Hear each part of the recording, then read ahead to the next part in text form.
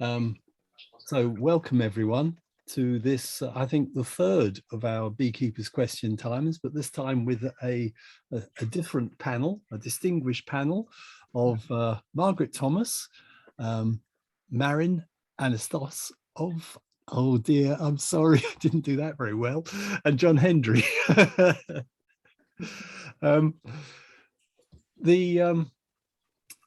A lot of people have sent in questions. I've got at least, yes, I've had about 30 questions sent in, and there are a few themes in there. So I've sort of combined questions, and hopefully we'll have time to put most of them to our panel. No further ado, I will get into the questions. And Margaret, ladies first, and also the most northerly of us will probably be in the best position to answer this one. But the first set of questions refer to insulation and wintering of colonies. And so the questions from Cliff, from Olga, and from Fraser wonder what the panel's view is on insulation of hives. Is it helpful or unnecessary? Should we all be using polyhives? And is there any sort of conclusive work that's been done? Is it a matter of opinion, or is there some conclusive data that suggests we should go one way or the other? So over to you, Margaret. As you probably know, I grew up with my beekeeping in Essex and used commercial hives, which are, as you know, quite a large hive and adequate for Essex by and large, although we did have some monster colonies. So the way I managed them there was to take away frames of brood when I needed to. And I never used insulation there. However, I did have an observation hive, which I kept in the garden. And it was a two brood frames and one super, and that lived in the garden and got trundled off to various situations as necessary. It had polystyrene insulation 2-inch either side, and so I considered that as reasonable. The first year, at the end of the season, I put it in a wooden nuke box because that's all I had. And they perished. Needless to say, this was an old queen, because you use old queens in observation hives. So the following year, I got polystyrene nuke box, and thereafter I wintered these old ladies in polystyrene nuke boxes, and some of them were up to 4 years old, and they survived each year. And I'm sure it was because they got the extra insulation in the poly nuke box. So I'm convinced that if you want to winter a nuke, you winter them in polystyrene. So that might answer someone's questions. I then after never bothered to winter any nukes in wooden boxes anymore. I used my wooden boxes for queen rearing. Now I have moved to Scotland and have 12 years of beekeeping in Scotland. And I changed from my commercial boxes to nationals fairly soon on. Not that the commercials are perfectly adequate, but the trouble is, as you get to be my age, you want eventually to pass the bees on. And passing them on in Scotland in a commercial box isn't very easy. So I changed to nationals, and it was simple and easier to buy polystyrene nationals. But the thing is, they are too small. A national is too small even for Scotland. So I used to run them on a double box, usually about 7 frames and 7 frames, you know, and dummy boards either side. At the end of the season, I usually put a block of fondant on because it's a sort of insurance winter. And on top of that, I put a block of polystyrene 4-inch Kingspan, or whatever model you want to use, but 4-inch, and that fits very neatly into a super. So if you're in the north, I would recommend insulation. If you're in the south, I only recommend insulation if you use a nuke, if you're overwintering a nuke. I hope that answers the question.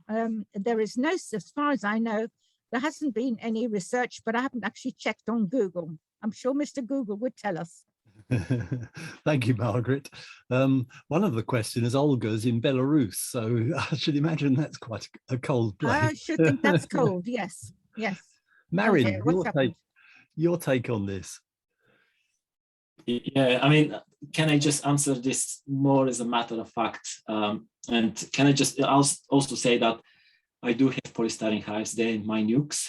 So they're for overwintering nukes and queen mating as well. But actually all my colonies, productive colonies, are in wooden hives. And this is because that's what I started with. And now I've got the wooden hives, so I have to continue with them.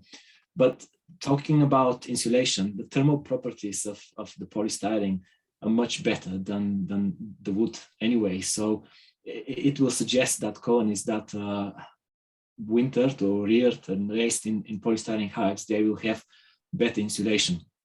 What that means is that the store's consumption and the use of resources within the hive will be a bit more kind of managed in a more prudent way, if you like, because the bees will not require to consume so much stores to maintain the temperature.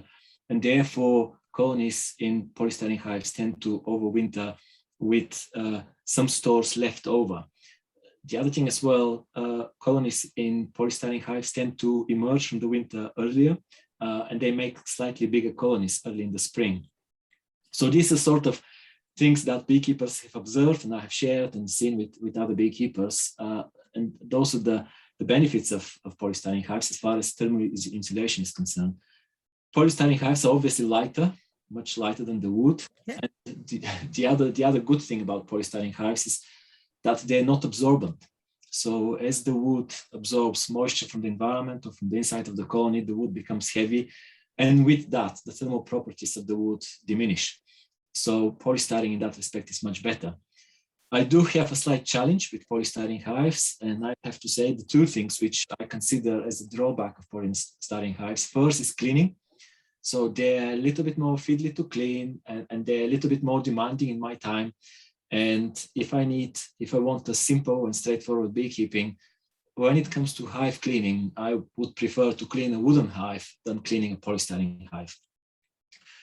And the other thing as well, from environmental perspective, I think there isn't a suitable end-of-life solution for the polystyrene, because currently the one thing you can do with polystyrene is going to landfill. And polystyrene will go in a landfill and will stay as polystyrene for something like 500 years. And I think as beekeepers who are kind of environmentally friendly and orientated towards environment and nature, this doesn't sit with me very well, I have to say.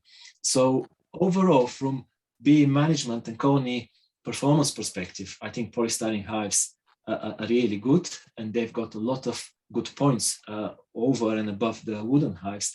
But actually from management perspective and also end-of-life solution, they do have some drawbacks. And I think here it's very much of a personal choice really of how do you reconcile this sort of pluses and minuses as a beekeeper. Right, thank you, Marin. I've got one more drawback to add. Mice chew holes in polystyrene, so you do have to watch your mouse control. Yeah. And if you don't put the front door in early, they'll go in. Yes, and woodpeckers go through and go through straight through. So does wax moth. And wax moth as well. Yes, yes. John, a lot has been said. We said earlier that by the time we get to the third person, it's probably all been said. No, I just wanted to comment that down south, I never used insulation, just like Margaret. But up in Scotland, where I'm involved with Enid, we use 50mm, which is 2-inch polystyrene on them, and that's definitely necessary. It doesn't cause problems with ventilation because we've got open mesh floors. So that's the case. Now, I've also done beekeeping in some other countries, and in southern Norway, my friends always use for the big hives polystyrene because the colonies winter better, which has been said. So, and I think they're mostly moving to that. But I'll also say that when I've been in Poland, I've got friends near Warsaw where I've been beekeeping, and they've got wooden hives, long hives.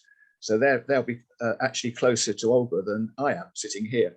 They don't put insulation on the top. None of the hives I saw had them on. And I think Warsaw gets rather more extreme temperatures than the south coast of Norway.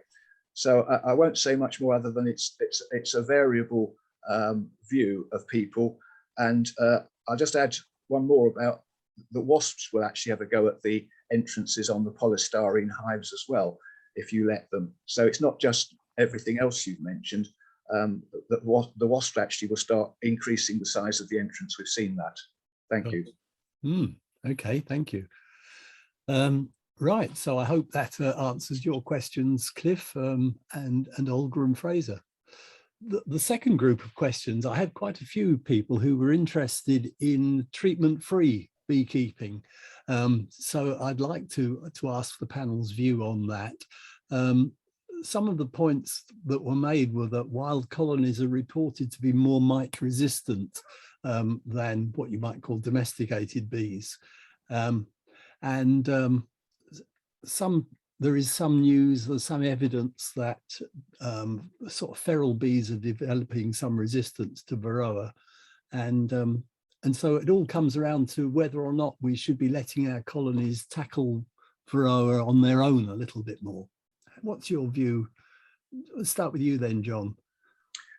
It's interesting, that one. A few years ago, at a SICM conference, that's the European Black Bee Conference, Dorian Pritchard, who was the president at the time, told us that bees down in the south of France in trees were shown to be almost Varroa free. And this is something like 10 years ago. And obviously that what the beekeepers were doing at hollowing out the trees and having the bees in, and that was just as simple as that. So they died out after every about 4 or 5 years, but there was no evidence of Varroa. Now, my personal view is that this treatment-free beekeeping is probably the way to go. We saw with the Baverol and Apistan that the bees became resistant. So what we were in fact doing, we were breeding for resistant bees, which is just what we didn't want. So it's the wrong way around. I mean, they're arguing at the moment that some of the things like oxalic acid and thymol, the way the metabolism works, is not going to cause problems with, shall we say, getting resistance. But there's dangers to humans using these things, and oxalic acid is rather more dangerous than I think most people realise. So I'm thinking that we should really be trying to use biotechnical methods of keeping the Varroa levels down. And I think there is circumstantial evidence that the bees are becoming resistant. And that's what we would expect, because going back 100 years, we had acarin, which virtually wiped out bees in the UK. And the modern beekeepers have never really heard of acarin, which was a mite. And I think that I can see in 100 years' time, people are going to say, why in the early 2000s was Varroa a problem? Because the bees will get used to the viruses they bring, and I think they'll become more, shall we say, safe. It's rather like us as humans going into the Amazon forests, where there's isolated villages, and we take in our viruses and we wipe them out because they're not used to them. And I think all organisms get used to the pathogens. I'll stop there because we'll run out of time otherwise. Thanks, John. Margaret, you want to have a... Well, I only have very few colonies just now, and that is a different perspective from when I ran 60 colonies.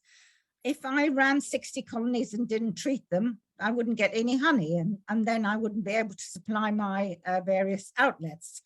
So now that I only have a couple of colonies in different sites, I don't bother treating because I don't particularly care.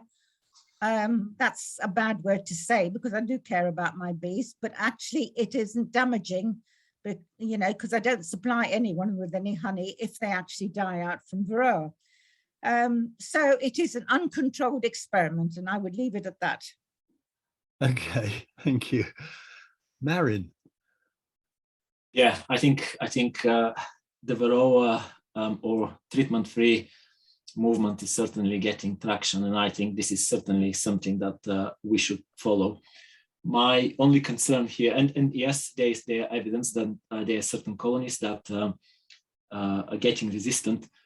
My concern is the journey to Varroa treatment, truly Varroa treatment, a kind of a future, because if today everybody stopped treating their colonies and they said that's it, no more Varroa treatment, we will lose most of the bees in the UK, and that's the fact.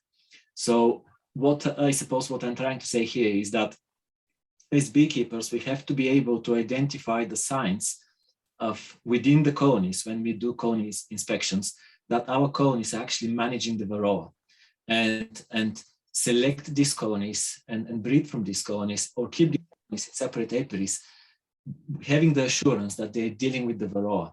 Whereas there may be other colonies that perhaps they're not going to be able to deal with Varroa, and here we might need to consider some treatment or not. So I think selection and breeding, and certainly evolution, are really long processes. And if we start the process today of Varroa treatment-free kind of a beekeeping, if you like, we are going to achieve the results not in 1, 2, 3, 5 years. It's going to be 10, maybe 50 years from now. So that's something that people have to appreciate, that it's not going to be a very quick and easy process, and there are going to be a few losses on the way. So I would advocate that, but I would also advocate caution, and I would also advocate reading the colonies and understanding, are they truly coping with the Varroa, or are they basically succumbing and losing them?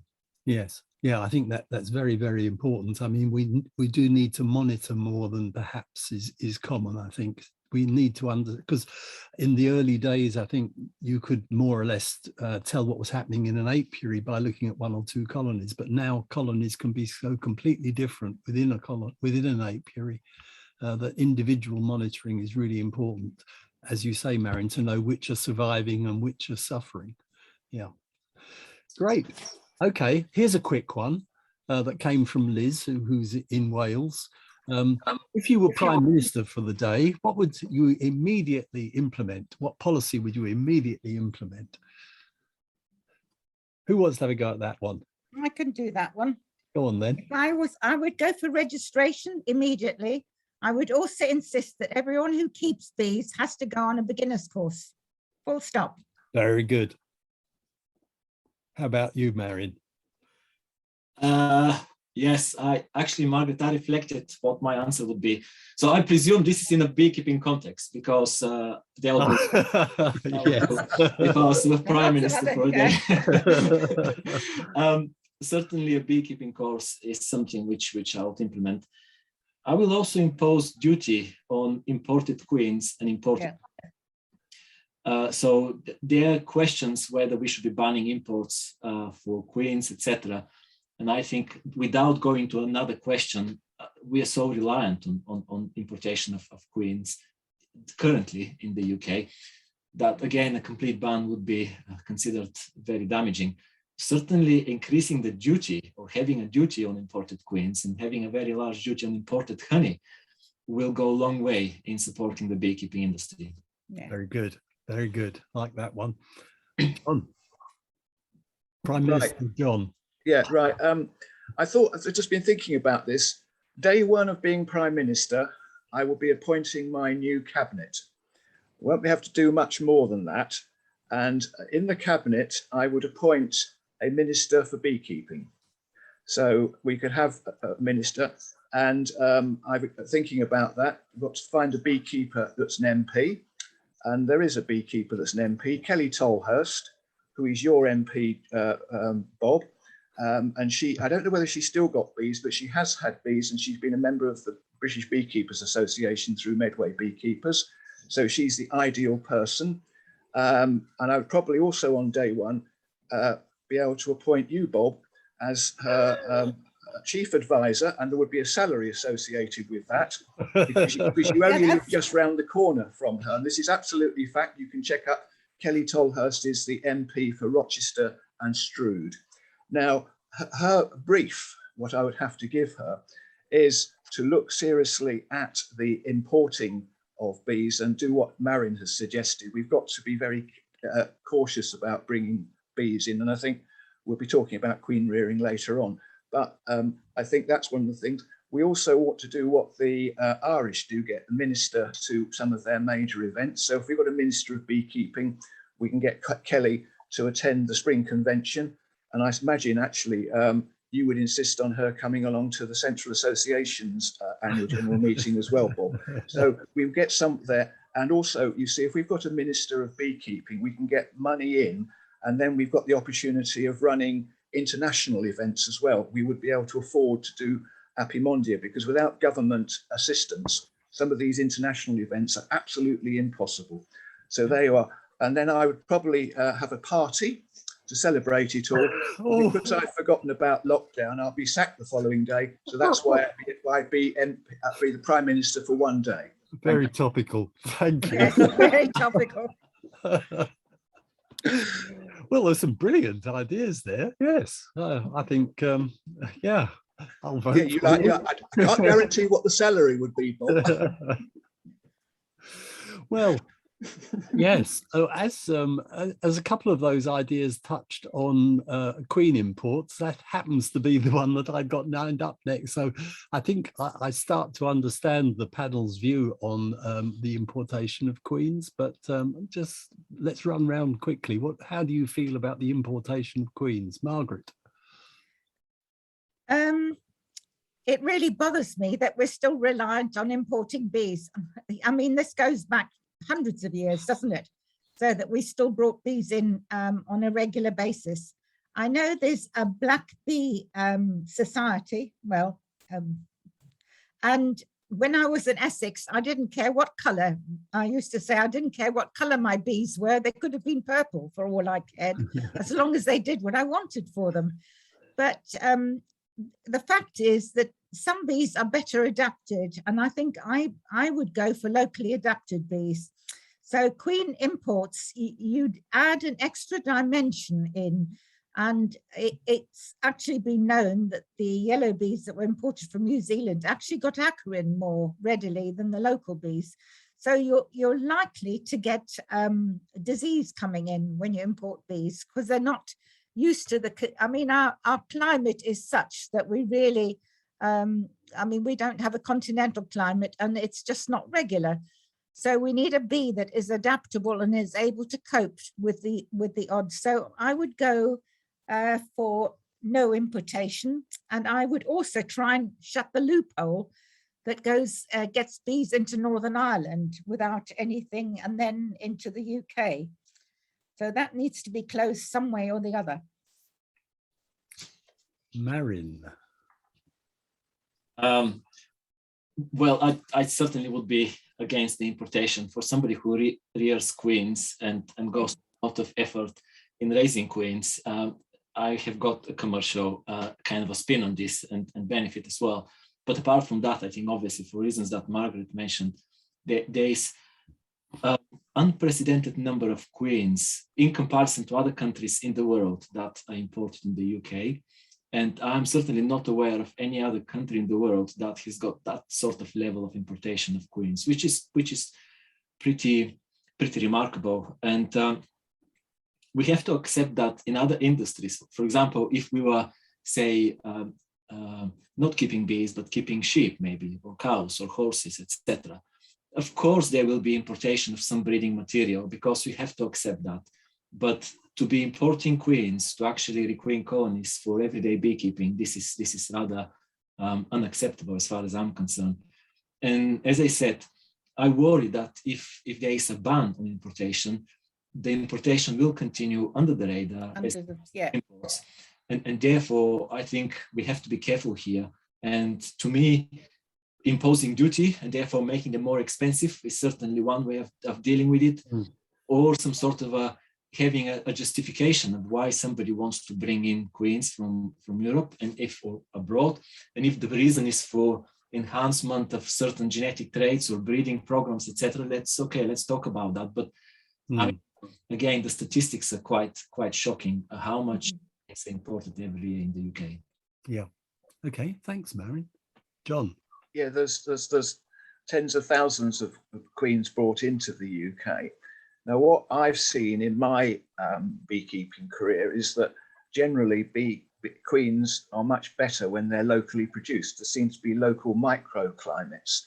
And what is happening, people on pollination contracts in Worcestershire and Kent in particular are keen to get bees in early. So we're getting queens brought in early in the year because they can start rearing the queens overseas before we can.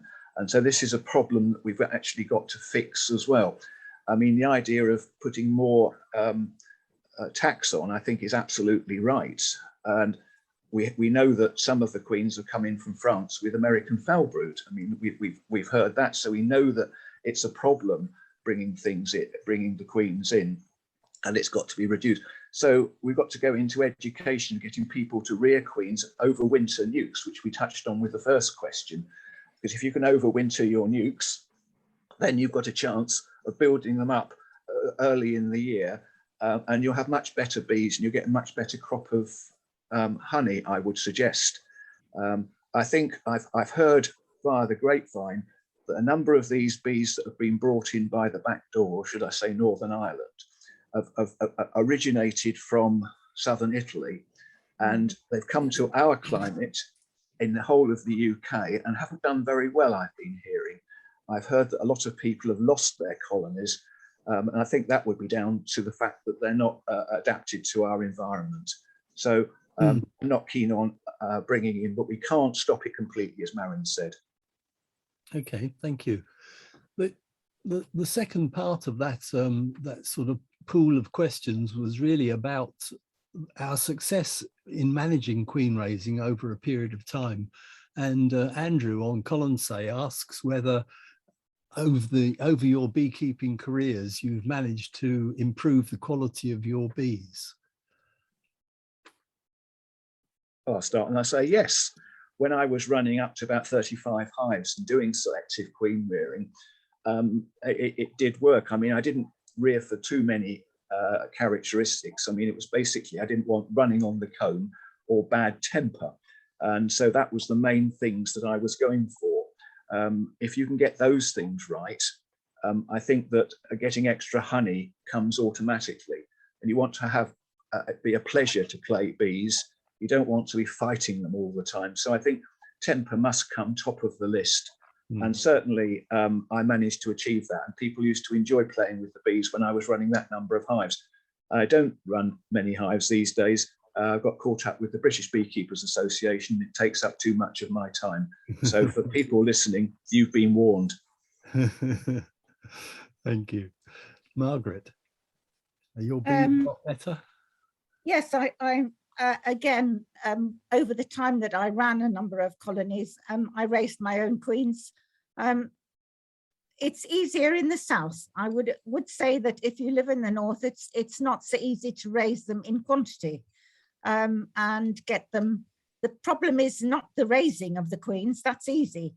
It's getting them mated. And I see one of the Scottish beekeepers did a table where he looked at the weather forecasts, and you probably need a window of about 3 days to get your queens mated properly.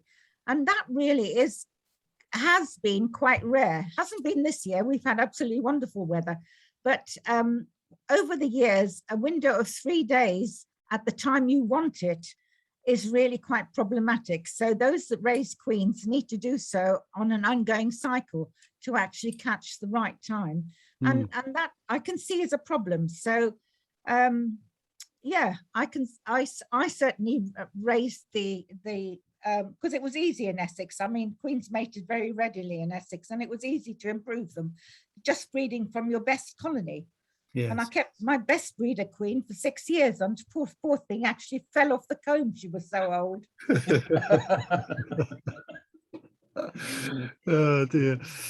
Marin, has your queen raising been successful?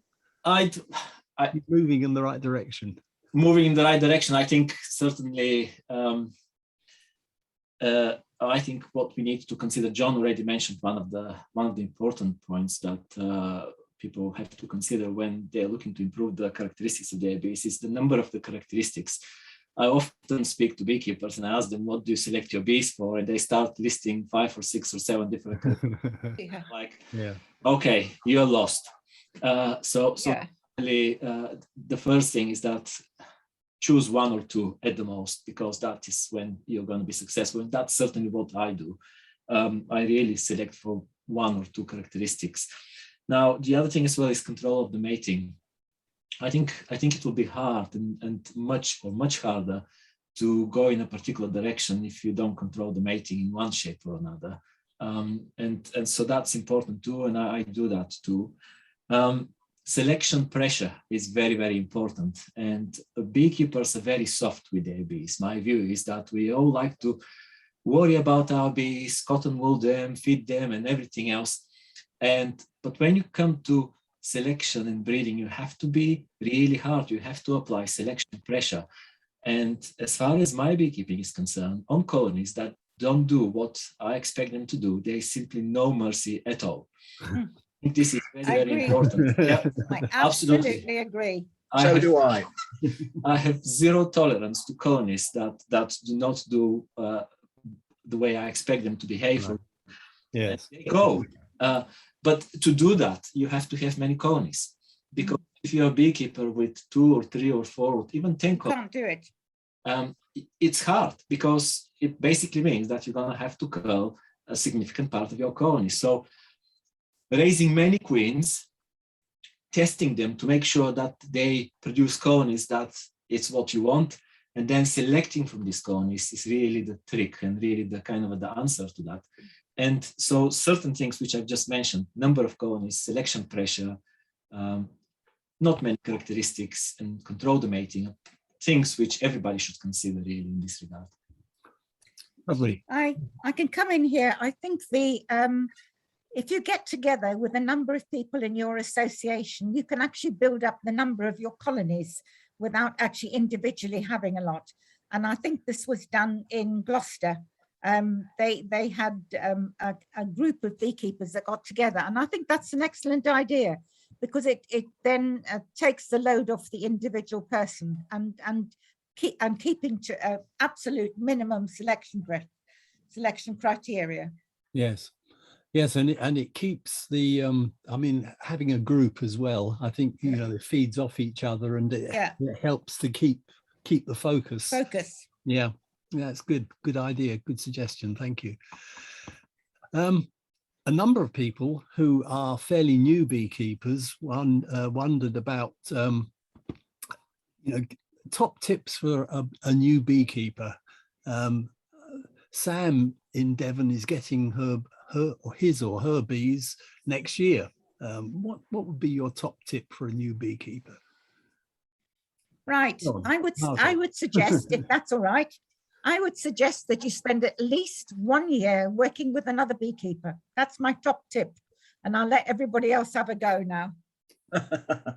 John? Yeah, I'm going to say, when you do start, you have one mentor. You want a mentor.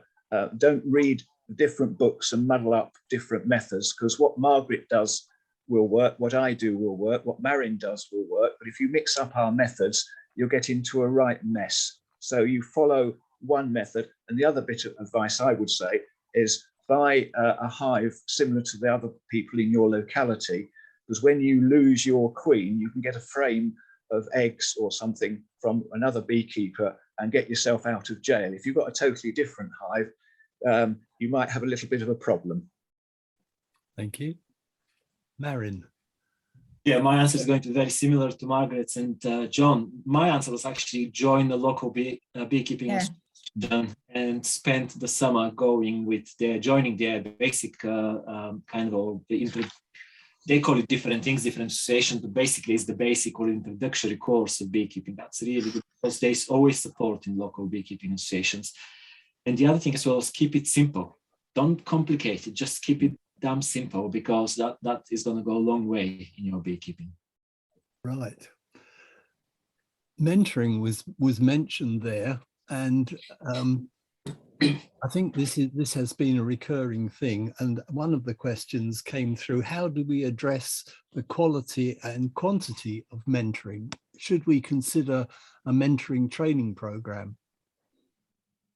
I think the answer to that is yes.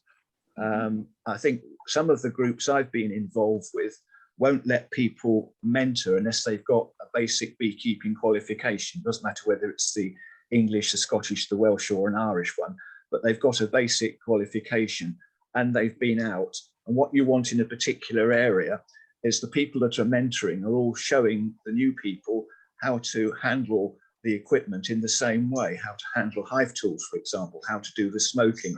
It's important that that happens. And then you set up some form of standardization. I'm not saying every association would do it the same way, but certainly where I've been involved in Scotland, that is certainly what's happening. So I know that I've been partly involved with Margaret there and Enid, and we're trying to make sure we do things the same way for people. So if they go to a different person, they're not confused, but have one person that you're allocating as a mentor. Right, good advice, I think.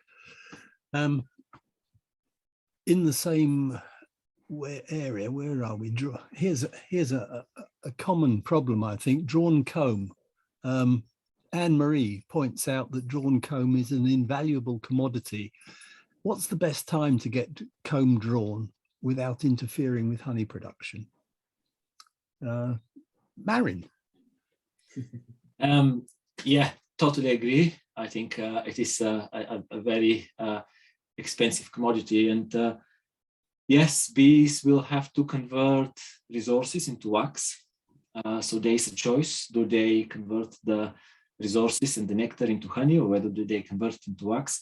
But the answer here, I think it's you need to select time of the year and a good nectar flow, and certainly it does require a little bit of effort. But I personally take colonies on oilseed rape, and they tend to do well in terms of collecting honey. They are generally doing well even this year.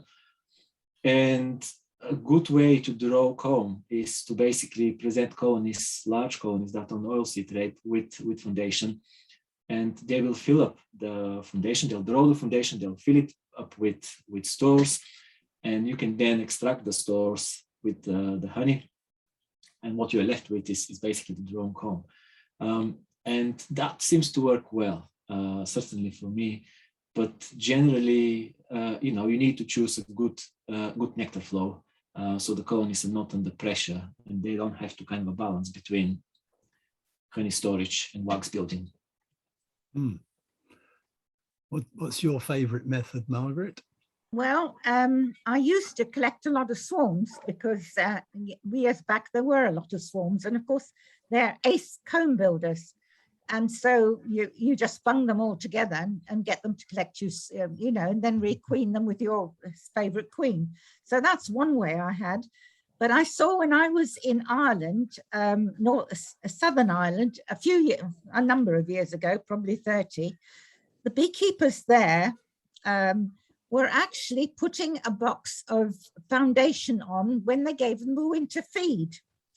And the bees were actually drawing comb at the same time as actually putting down stores for the winter feed.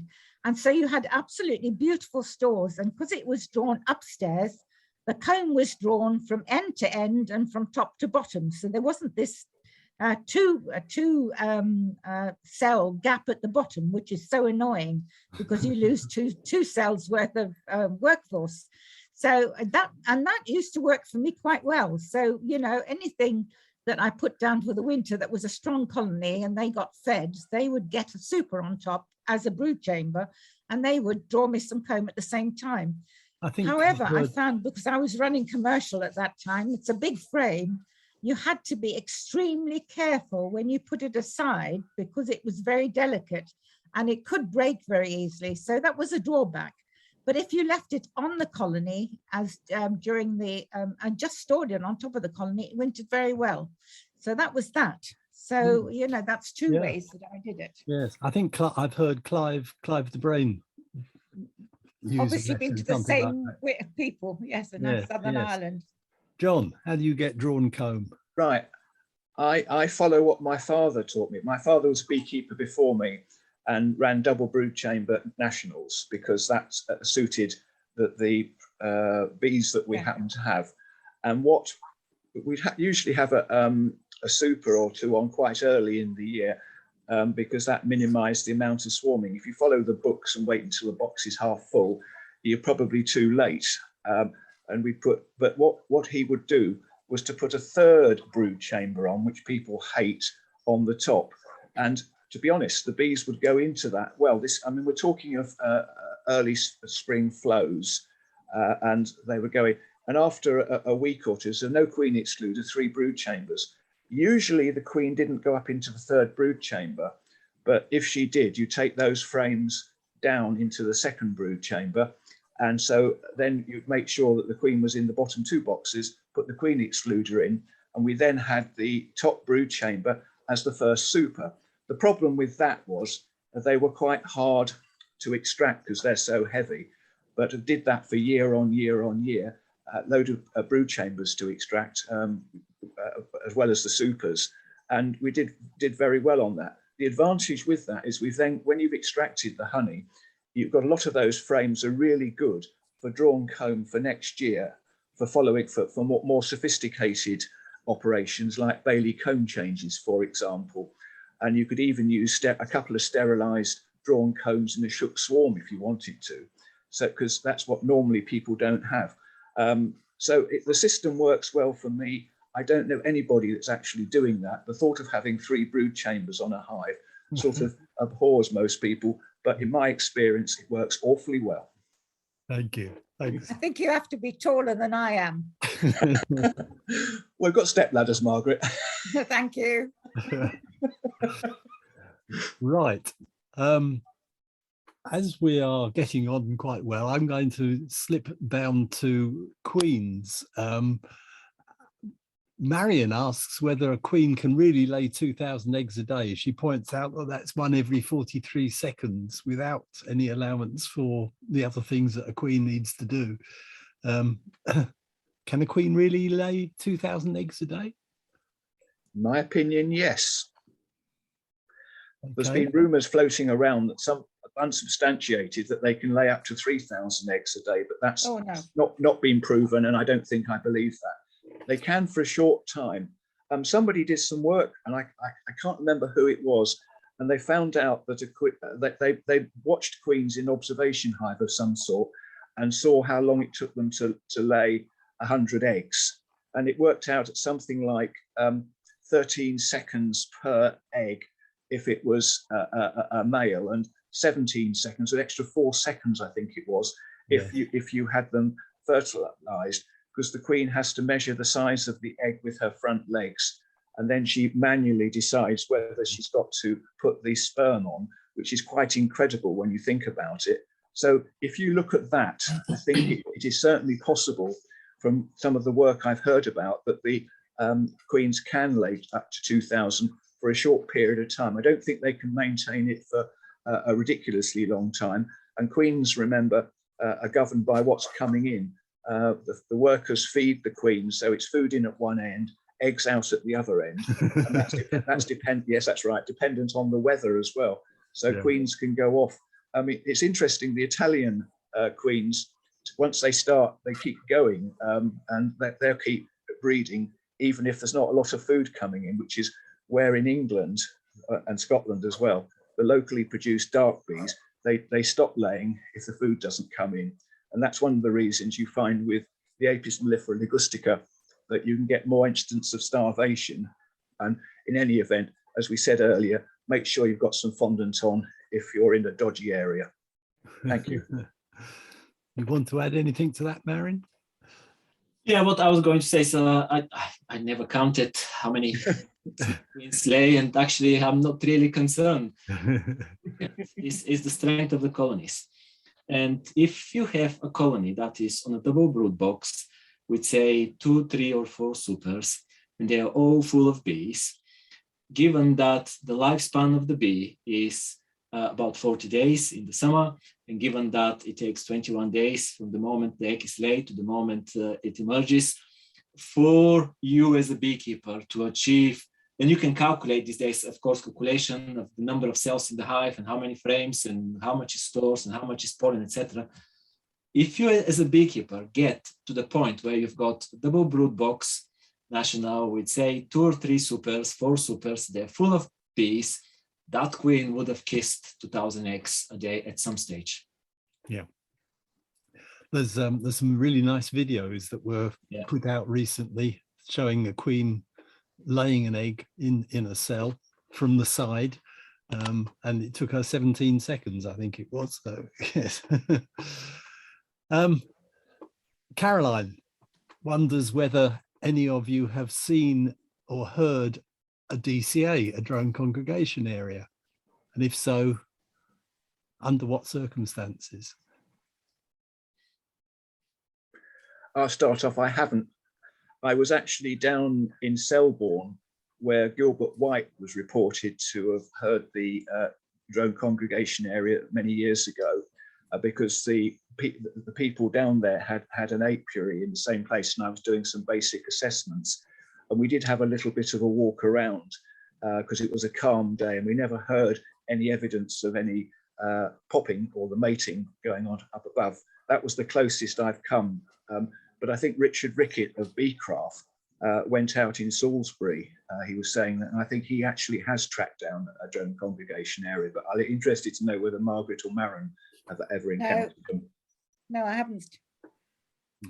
No, I haven't either. I wish No, I could have. I wish, yeah. You mentioned Richard Rickett, but certainly his co-author, co-editor of Beecraft, Stephen Fleming, has certainly tracked down a few. And Caroline and I tried our luck at Cliff last year, this year, with maybe we heard something, but no, it would be nice to, certainly a nice thing to do. Very rare. Right, we've got about 10 minutes to go. One of the questions which came in quite frequently was about some of the publicity that's being aired at the moment about competition between honeybees and other pollinators. And so Steve, Suzanne and Jonathan are all sort of reflecting on this publicity and the state of insect declines, and wondering whether there are too many colonies around. Should we be putting people off starting beekeeping? How do you view this whole area? Margaret, shall I start with you? Yeah, I certainly think that there are too many bees in London. I think there is not enough forage in London for the amount of bees there is. And of course, London is quite well built up, but there are some parks. But I think there's an enormous amount of beekeepers there. And I think that's probably too many. Certainly the London beekeepers that have been keeping bees for a long time in London do complain that the honey crops have gone down. Whether that's because of beekeepers or not, I don't know. Anyway, that's their problem. I think when you look back to Rouse and those old beekeepers that used to keep thousands of colonies, what they were discussing was the forage. There was an enormous amount of wild forage around, which of course with modern agriculture isn't there. And I think the question needs to be put on its head.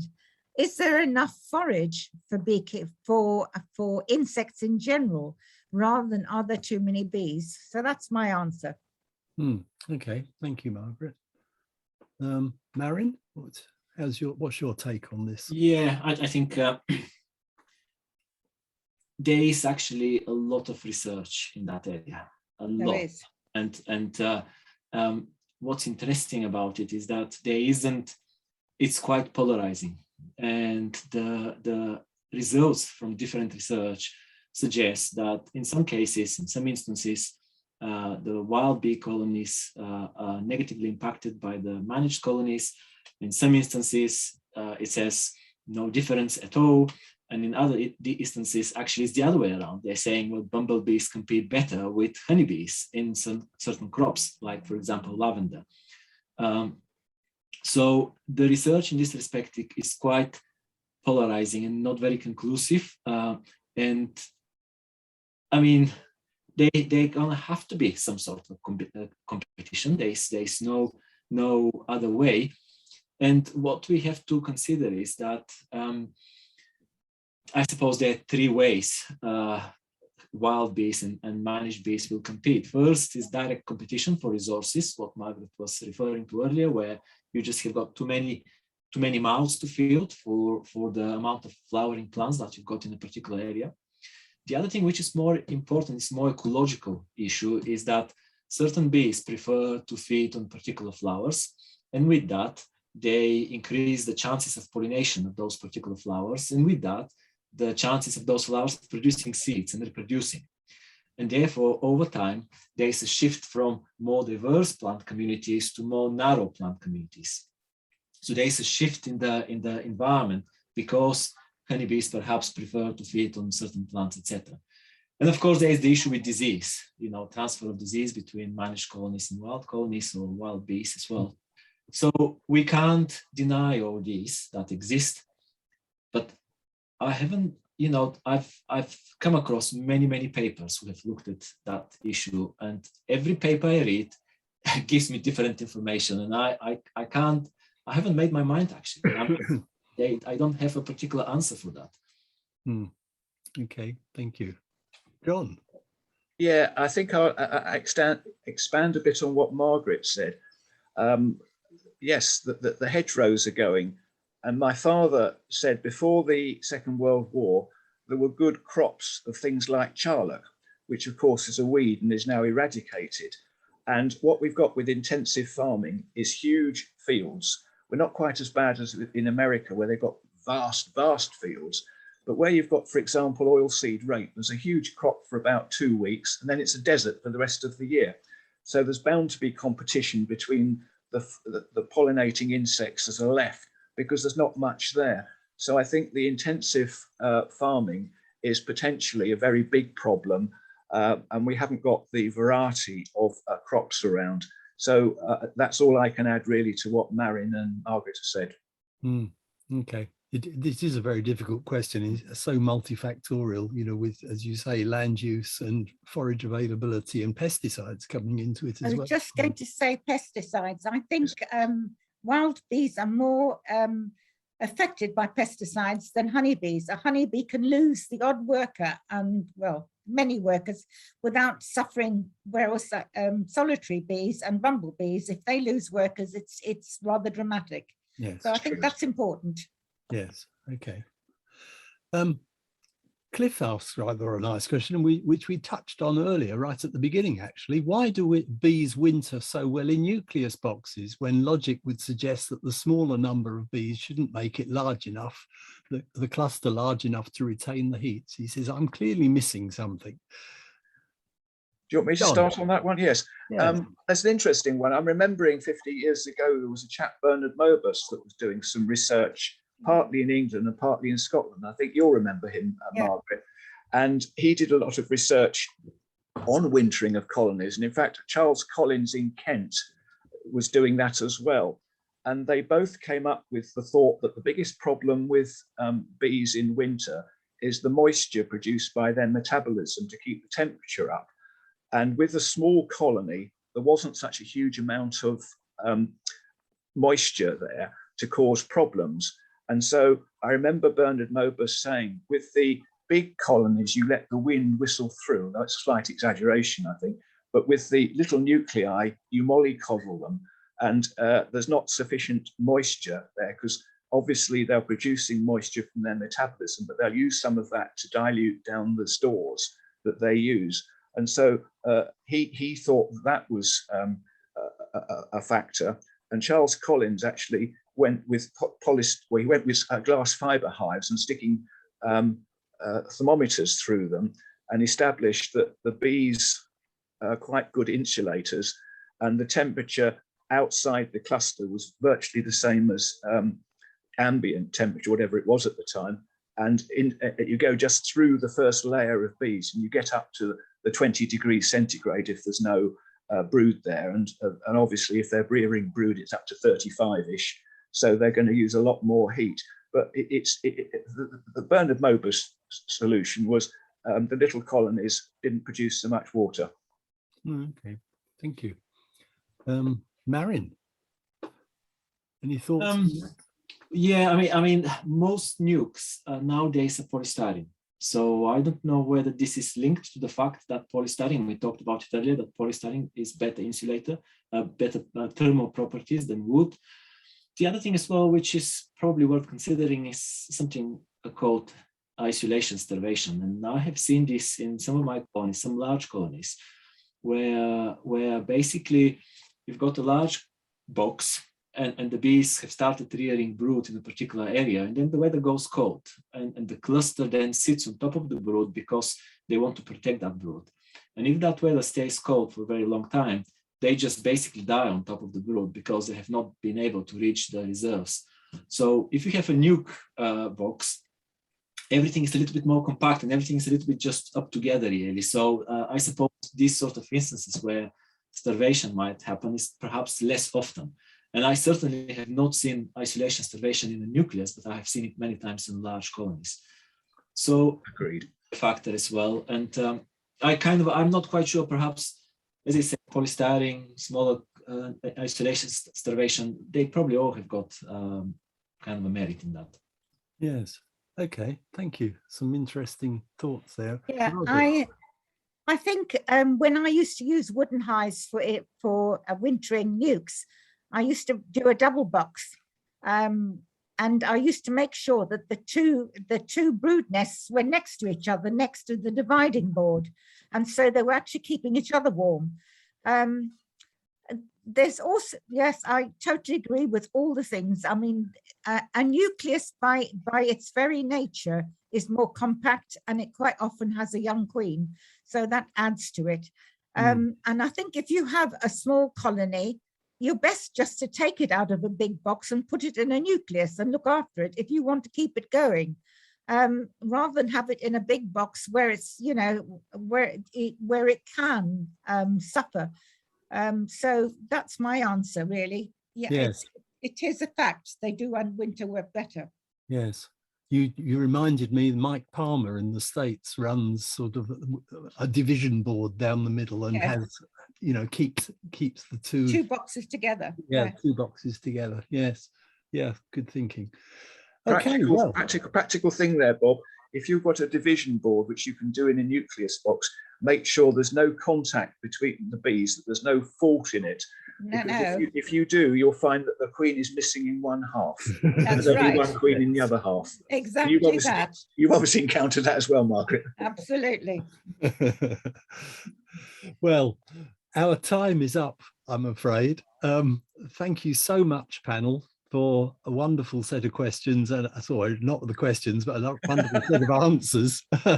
Very comprehensive, and I do hope that our audience tonight has found it really very useful, as I have, and entertaining too. So once again, thank you very much. Thank you to everyone who's been listening tonight. I wish you all a happy Christmas. I hope that you're able to meet up with family and friends if that's possible. And I look forward to seeing you in the new year. We have further events in the new year, and I'll leave you with a slideshow which runs through some of those. So once again, thanks to the panel, thanks to everyone, and good night.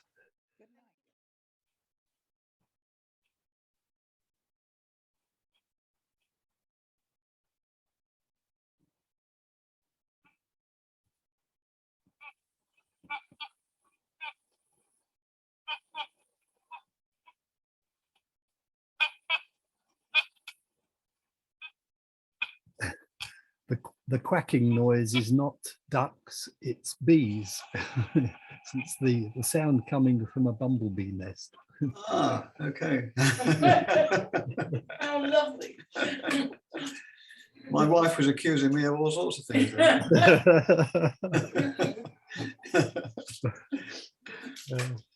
Good. Okay, well, there you go. That's some of the stuff that's coming up next year. Yeah, So I'll super. stop that now and end this evening's show. Bye bye. Thank you very much. Thank you very much. Thank you. Bye. Bye bye. Bye bye.